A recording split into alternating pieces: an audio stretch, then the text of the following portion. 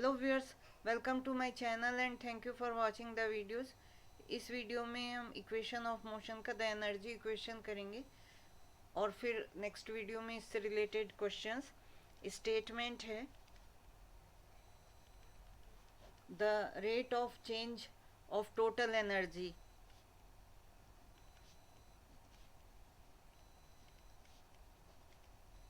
तो total energy क्या होती है? Kinetic energy plus potential energy plus intrinsic,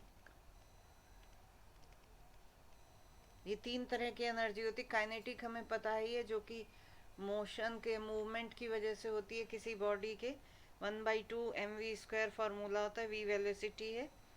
and potential energy different kind के पोटेंशियल एनर्जी होती है, जिसमें से कि ग्रेविटेशनल पोटेंशियल एनर्जी है वो डिफाइन की जा सकती है, जो कि ग्रेविटेशनल फोर्स जो बॉडी पर एक्ट कर रहा है उसकी वजह से होती है। ऐसे इलेक्ट्रिकल पोटेंशियल एनर्जी होती है, elastic potential, spring potential energies. So हम mgh फार्मूला यूज़ करते हैं, जो कि ग्रेविटेशनल पोटेंशियल एनर्जी की वजह से होता है, जो कि ग्रेविटेशनल फोर्स किसी ऑब्जेक्ट पर लग रहा है। g gravitational force, g is gravity and h is height जिस पर की बॉडी रखी है। h is the height of the body. Elastic potential energy का फॉर्मूला जैसे होता है 1/2k डेल एक्स स्क्वायर, इसे हम u से रिप्रेजेंट करते हैं। u जो है elastic potential energy, k spring constant है, delta x change in position है। सो इस तरह से अलग अलग फार्मूला है हर पोटेंशियल एनर्जी के लिए। जैसे कि बताया कि काइनेटिक एनर्जी मोशन की वजह से होती है। जब मोशन में है बॉडी ऑब्जेक्ट, तब वो काइनेटिक एनर्जी पोजेस करती है बॉडी। बेसिकली ये क्या होता है? Work done, amount of work that should be done to accelerate a body. हम जितना वर्क करते हैं बॉडी पर, उसके एक्सेलरेशन के लिए या मूवमेंट के लिए वो काइनेटिक एनर्जी होगी। रेस्ट से हम किसी एक सर्टेन वेलोसिटी तक ले जाते हैं बॉडी को, और मास हमें पता है बॉडी का, इसीलिए 12 mv² इसका फॉर्मूला है। एक्सीलरेशन के दौरान जब बॉडी में एनर्जी गेन हो जाती है तो बॉडी वो काइनेटिक एनर्जी रखती है तब तक की, जब तक कि स्पीड को हम चेंज ना करें।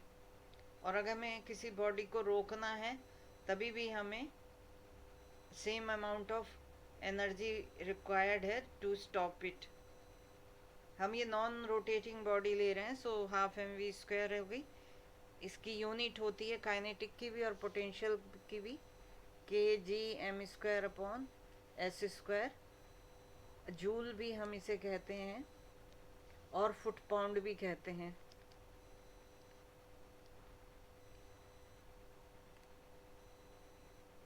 एवरी सब्सटेंस जो है एक फिक्स्ड क्वांटिटी ऑफ एनर्जी रखता है, जो कि उसके chemical nature and state of existence पर डिपेंड करती है, वो इंट्रिंसिक एनर्जी कहलाती है। और हर एक सब्सटेंस की एक definite value of internal energy होती है, और ये इक्वल होती है उस एनर्जी के जो कि उस सब्सटेंस के कॉन्स्टिट्यूएंट्स की होती है, जो कि एटम, आयंस और मॉलिक्यूल्स होते हैं। Of any portion of A compressible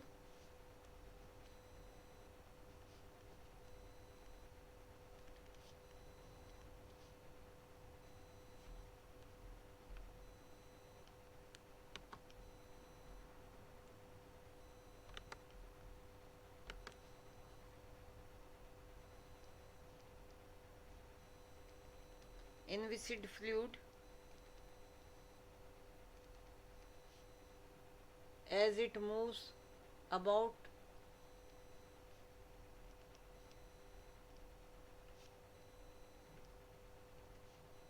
is equal to the rate at which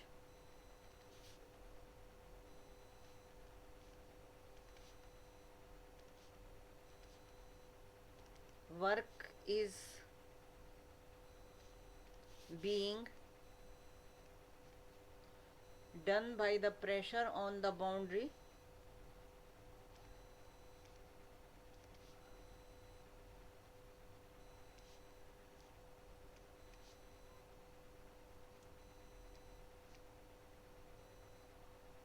provided the forces are conservative,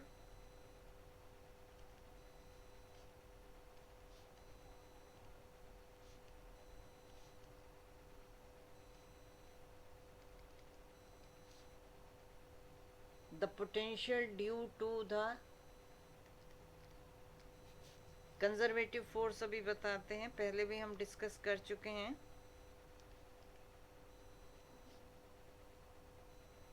the potential due to the extraneous forces is supposed to be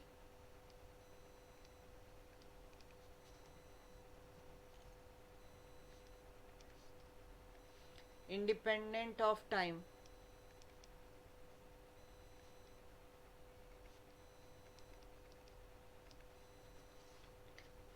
conservative forces में अगर हम transition करते हैं kinetic energy और potential energy के बीच में, तो कंजर्व रहती, total energy of the system same रहती है, एंड इसीलिए ये इंडिपेंडेंट ऑफ पाथ होती है।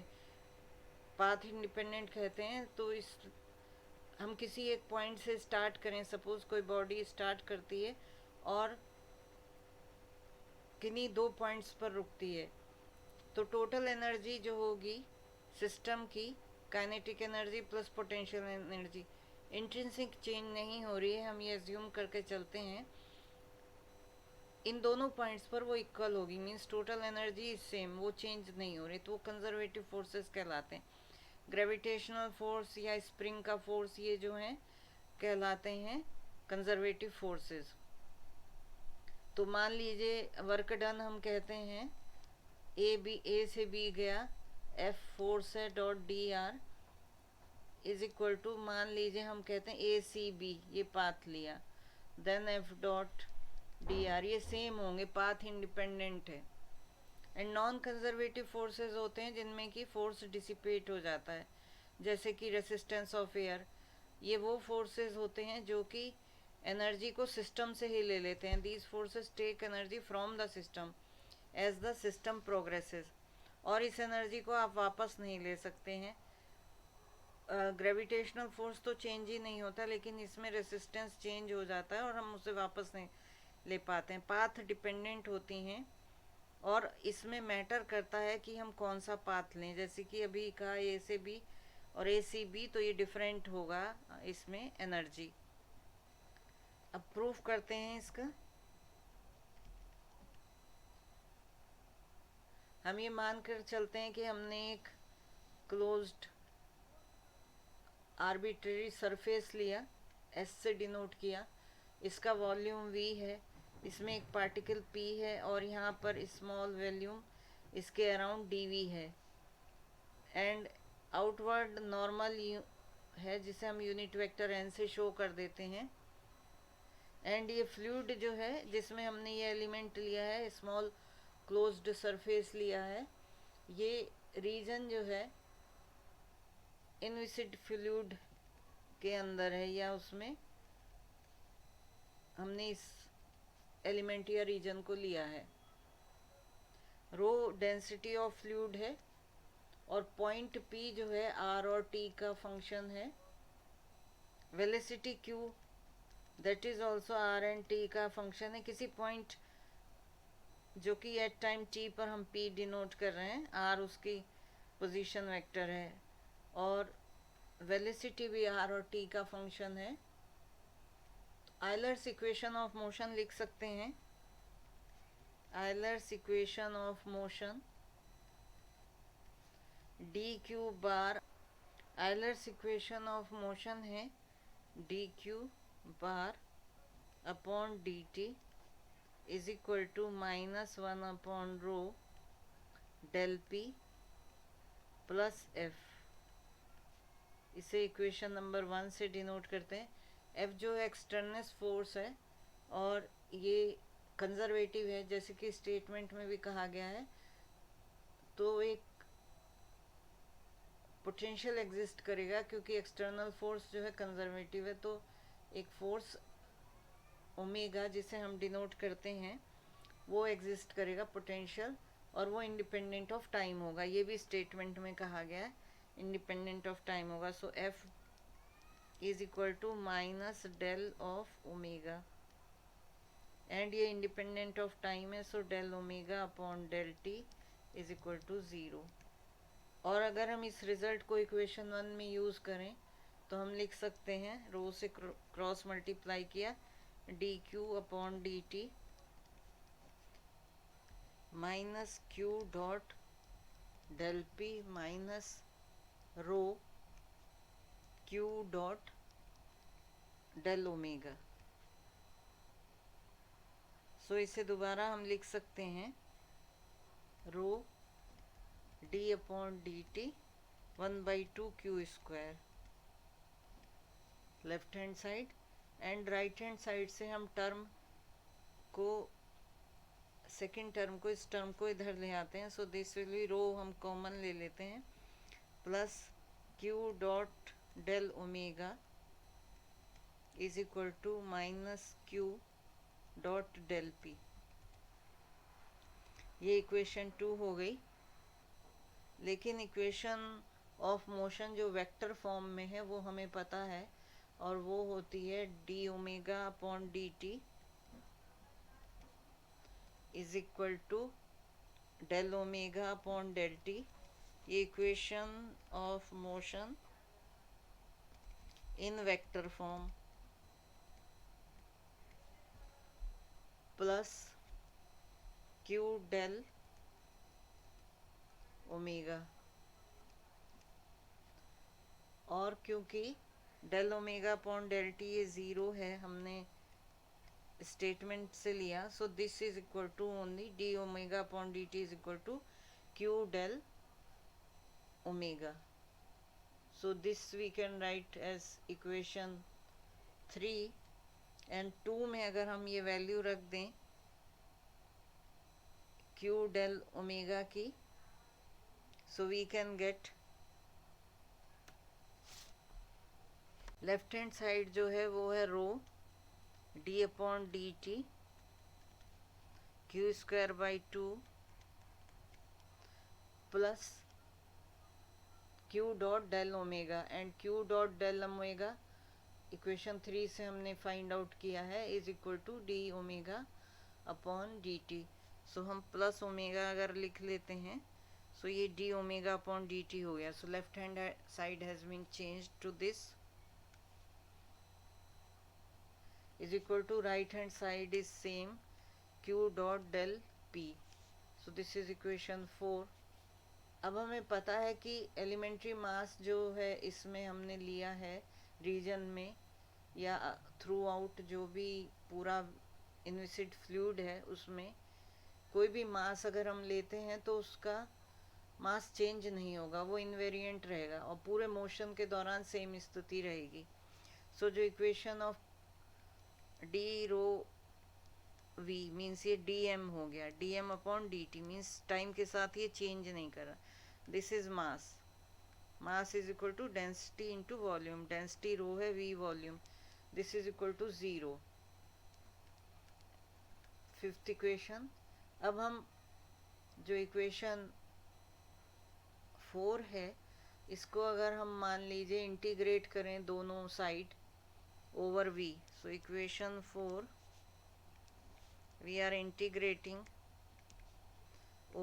with respect to v. so v d upon dt 1/2 q square rho dv, ये तो पहली टर्म हो गई, प्लस सेकेंड टर्म में v d अपॉन dt रो ओमेगा dv, ये लेफ्ट हैंड साइड हो गई. सो ये इक्वल हो गया माइनस राइट हैंड साइड हो गई integral over v Q bar dot del P dv. अब हम इसमें जो है वैल्यूज़ रखते हैं जो हम सिंप्लीफाई कर सकते हैं. Integral v d upon D T Q square by 2 rho dv plus 1/2 Q square. ये क्या किया गया, डी अपॉन डी टी को इस टर्म के ऊपर हम अप्लाई कर रहे हैं। तो इसमें हमारा ये फर्स्ट फंक्शन हो जाएगा और ये second function plus 1/2 Q square, ये ऐसे हो गया first function, differentiation of second, d/dt rho dv, पूरा रो dv सेकंड फंक्शन है।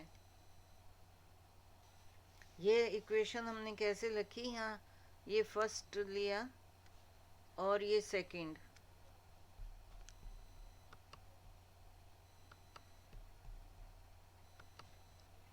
फर्स्ट फंक्शन और सेकंड फंक्शन रो dv है, फर्स्ट फंक्शन है half Q square.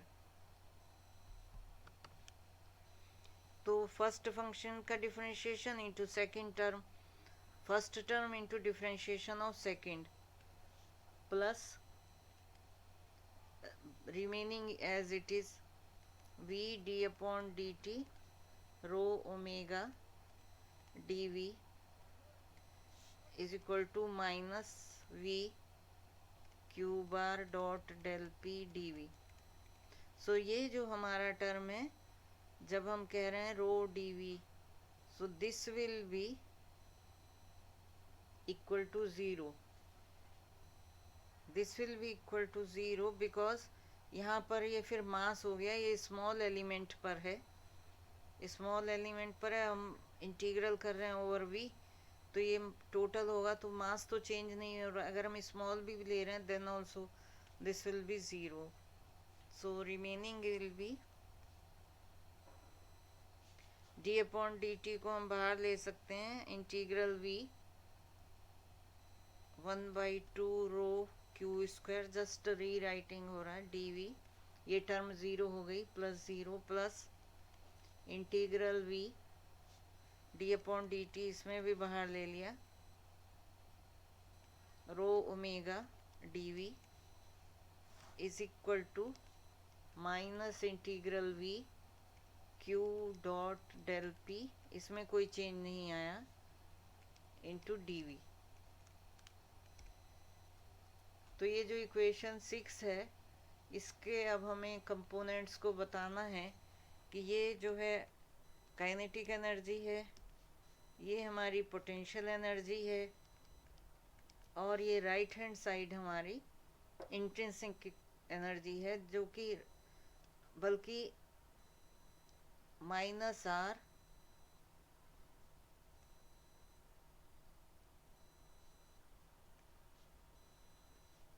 this term with minus, and this will be plus intrinsic energy, ये हमें show करना है। तो इसका मतलब काइनेटिक एनर्जी क्या हो गई, kinetic energy is equal to, kinetic energy T से डिनोट करते हैं, पोटेंशियल एनर्जी W से डिनोट कर रहे हैं, और इंट्रिंसिक एनर्जी I से डिनोट करेंगे। तो बाय डेफिनेशन जो है काइनेटिक एनर्जी हो जाएगी integral 1/2 rho Q square dv, ये m हो गया, ये v हो गया, so half mv square over v। Potential energy हो जाएगी इंटीग्रल रो ओमेगा dv, क्योंकि ये पोटेंशियल एनर्जी है, and this is mass rho dv, gh अगर हम उस टर्म में सोचें mgh, सो m ये हो गया रो dv, एंड gh जो है potential energy means gravitational force into height जो है, and this is over। now I is intrinsic, this is integral v rho e dv, जहाँ की e जो है intrinsic energy per unit mass है।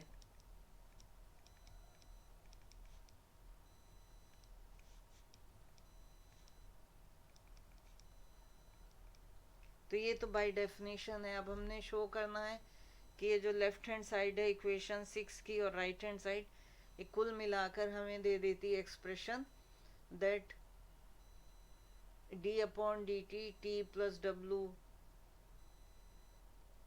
is equal to r minus di upon dt. This we should have, this we want to show. तो एक expression जो कि right hand side में आ रहा है, पहले हम इसको ले लेते हैं, राइट हैंड साइड ले लेते हैं, right hand side of equation 6. इसे हमें शो करना, तीनों पार्ट दिखाने हैं, हम इसे मार्क कर लेते हैं. First part A, B and C. तो हम सी के लिए भी काम कर रहे हैं, ए बी को अभी देखेंगे. Right hand side is this, so इसमें हम p Q dot del p. So del P q, ये हमें कैलकुलस से याद करना होगा, is equal to P del q. So इस तरह के जहाँ पर है जो आपको एक्स्ट्रा, जो आप डिराइव नहीं कर रहे हैं बट यू आर यूजिंग, जैसे कि अब हमने पीछे equation of motion vector form की यूज की थी. Similarly this expression you have to remember because you are using out of context. So del dot P Q is equal to P del dot Q plus Q dot del P. ये expression से हम लिख सकते हैं Q dot del P is equal to del P Q minus P del dot Q. इसे integrate करते हैं over V, Q dot del P dV. तो ये क्या हुआ, राइट हैंड साइड ऑफ 6 आ गए, जो ये इक्वेशन है, C पार्ट है. This is equal to C is equal to, अगर हम ये फिर यहाँ से इंटीग्रेट करें, integral V del dot P Q minus P del dot Q dV. इन्हें सेपरेट करके भी हम लिख सकते हैं, integral V del dot P Q dV minus,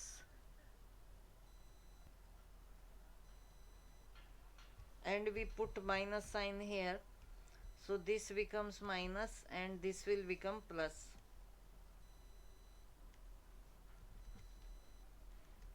So this is C now with minus sign.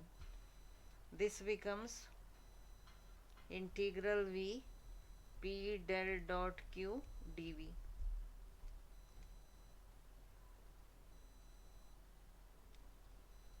अब गॉस डाइवर्जेंस थ्योरम यूज करते हैं और राइट हैंड साइड दोबारा लिखते हैं. Left hand side C and right hand side हम as it is लिख लेते हैं पहले, और फिर गॉस डाइवर्जेंस थ्योरम अप्लाई करेंगे. Integral V del P Q dV plus integral V P del dot Q dV. तो गॉस डाइवर्जेंस थ्योरम कहती है integral V del dot F D we is equal to, ये surface integral में change हो जाएगा, f dot N D s. So ये use करके N जो है आउटवर्ड यूनिट वेक्टर है, हम ये फर्स्ट टर्म लिखते हैं integral C S integral S P Q dot N D S. यहाँ एन जो है इनवर्ड वेक्टर है, प्लस इंटीग्रल वी, ये एज इट इज रही term, P del dot Q D V. अब हम इसमें rate of work done by the fluid, rate of work done by the fluid, pressure on an element, delta S of S is P del S n dot q. So ये work done है, rate of work done by the fluid pressure, density into area into velocity and n unit vector. So अगर हम net rate लगाएं, so net rate at which work is being done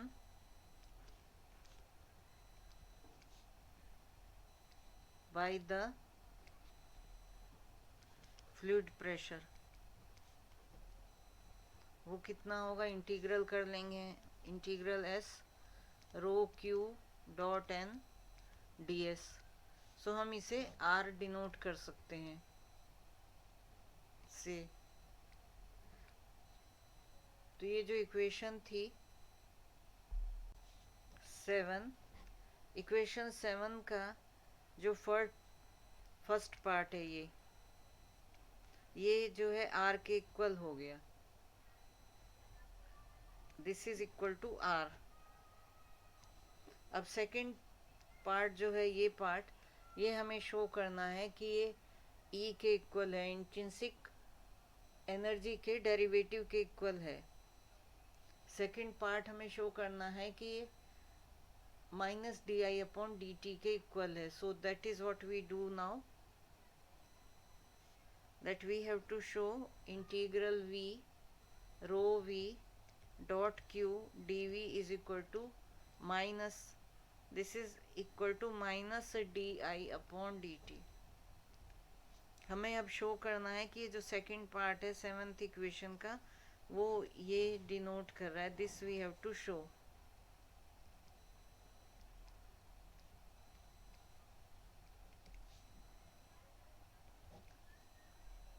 इसके लिए E जो है defined है ऐसे, E is defined as the work done by, E is the intrinsic energy.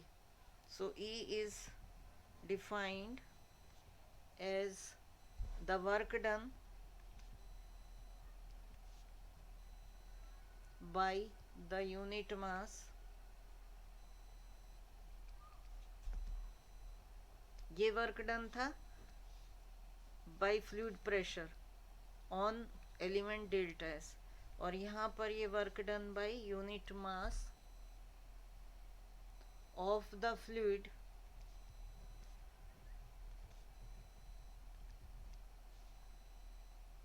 Against external pressure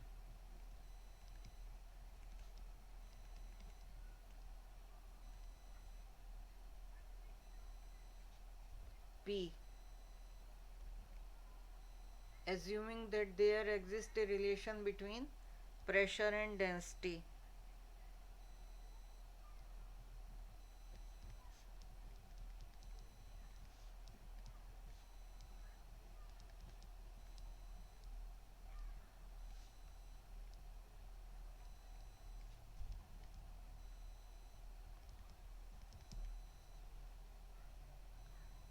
From its actual state to some standard state.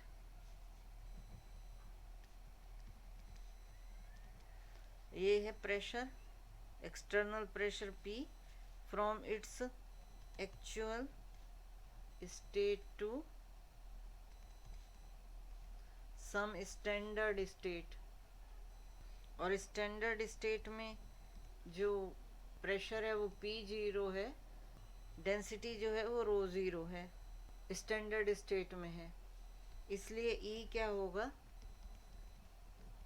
V2 V0, ये actual में V है और स्टैंडर्ड में V0 हो गई। So E is V2 V0 P dV, where V rho is equal to 1। ये हमारा velocity and V rho is equal to 1, it means volume is equal to 1 upon density. और ये value इसमें रख देते हैं E में, E is equal to integral V2 V0 P dv का मतलब हो गया d1 upon rho which is equal to, क्योंकि अब हमने ये वैल्यू रख दी है तो लिमिट्स भी बदल जाएंगी, ये रो टू रो ज़ीरो हो जाएंगी and this is equal to rho to rho zero p upon rho square d rho with minus sign. This is equal to rho zero to rho, minus sign change हो गया, p upon rho square d rho, limit reverse हो गई. So d e upon d रो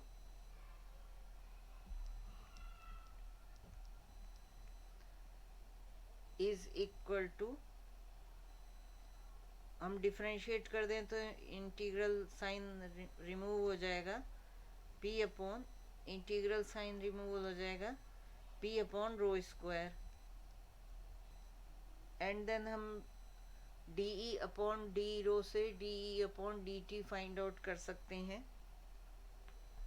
d upon D t को chain rule से लिख सकते हैं, D upon d rho into d rho upon D T and d upon d rho अभी निकाला है हमने, p upon rho square d P upon D t. अब दोनों साइड इस इक्वेशन के मल्टीप्लाई करते हैं, रो डी वी से मल्टीप्लाई करेंगे एंड इंटीग्रेट करेंगे ओवर v. सो ये हो जाएगा integral v D upon D T multiply किया रो डी वी से is equal to integral over v, integral v p upon rho square and D P upon D T and rho D V से multiply कर दिया. So this will be, rho cancel हो गया, this is integral v p upon rho d P upon D T D we is equal to v D upon D T rho D we.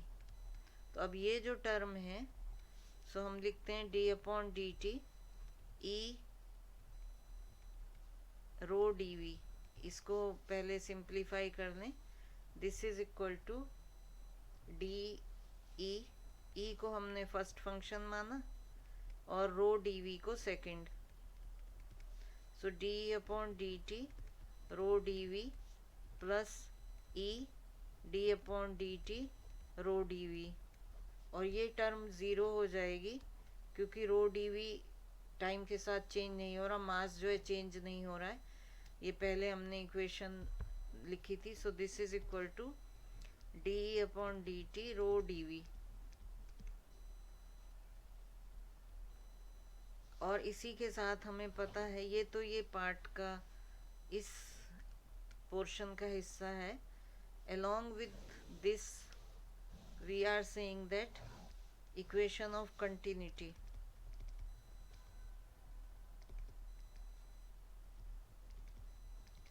Equation of continuity होता है D rho upon D T is equal to minus rho del dot Q, ये value होती है.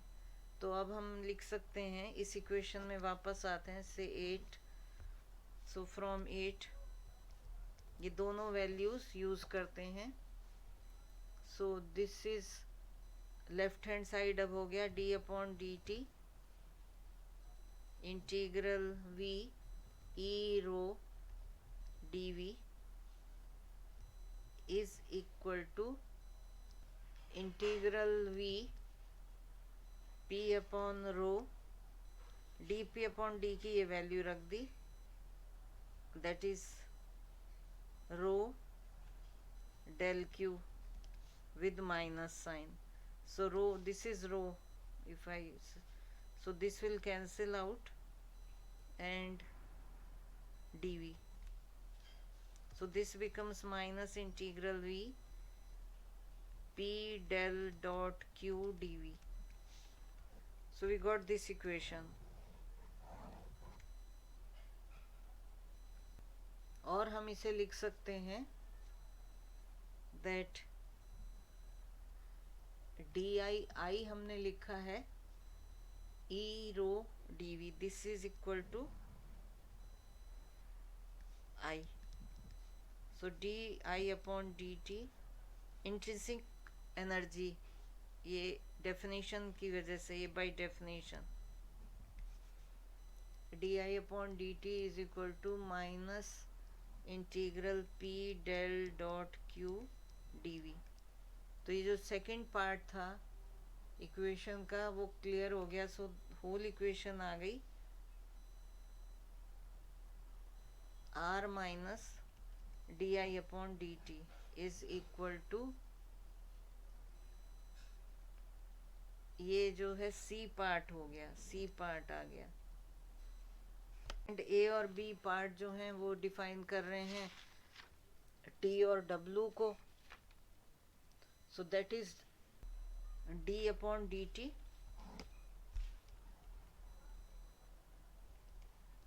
T plus W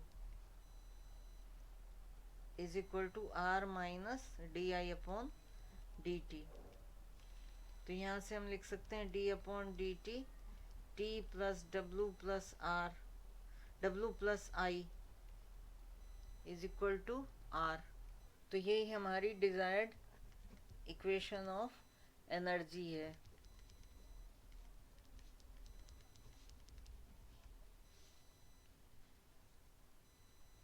और इसे हम volume integral form of Bernoulli's equation भी कहते हैं.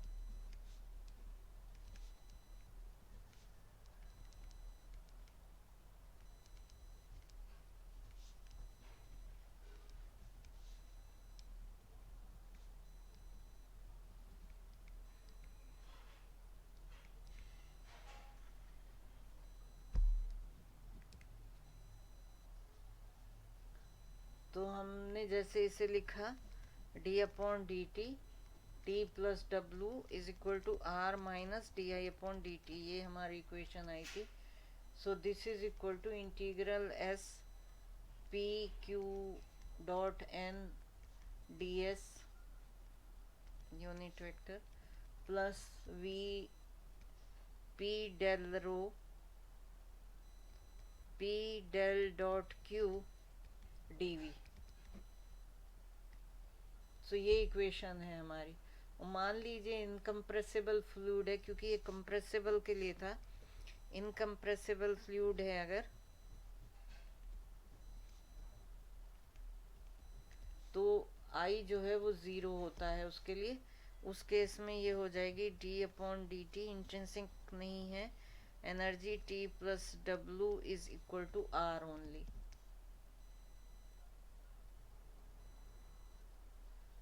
सो एनर्जी इक्वेशन जो है बेस है, या उसका स्टेट हम दोबारा से कर सकते हैं statement. The rate of energy,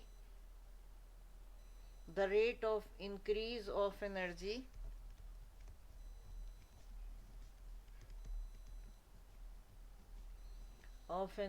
in the system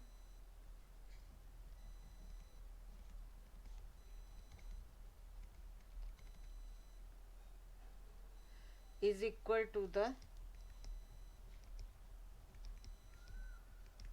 rate at which work is done on the system.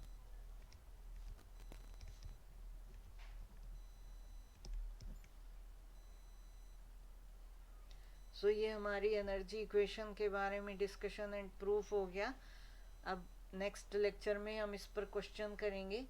तो जनरली क्वेश्चंस के दो सॉल्यूशन होंगे. एक तो हमारा स्टैंडर्ड फॉर्म से जो हम पहले किए इसी टॉपिक में इक्वेशन ऑफ मोशन को यूज़ करके सॉल्व किया, सेम तरीका होगा. और दूसरा एनर्जी इक्वेशन से हम कर सकते हैं तो आंसर शॉर्ट हो जाता है. सो नेक्स्ट लेक्चर में दो क्वेश्चंस उस पर बेस्ड करेंगे. Thank you.